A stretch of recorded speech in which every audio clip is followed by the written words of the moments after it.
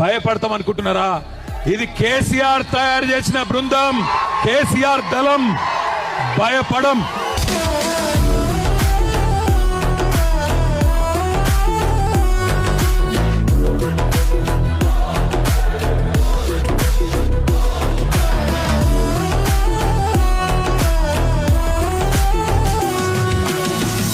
మానుకోట రాళ్ల మహత్యమేందో తెలంగాణను అడ్డుకున్న ప్రతి ఒక్కడికి తెలుసు.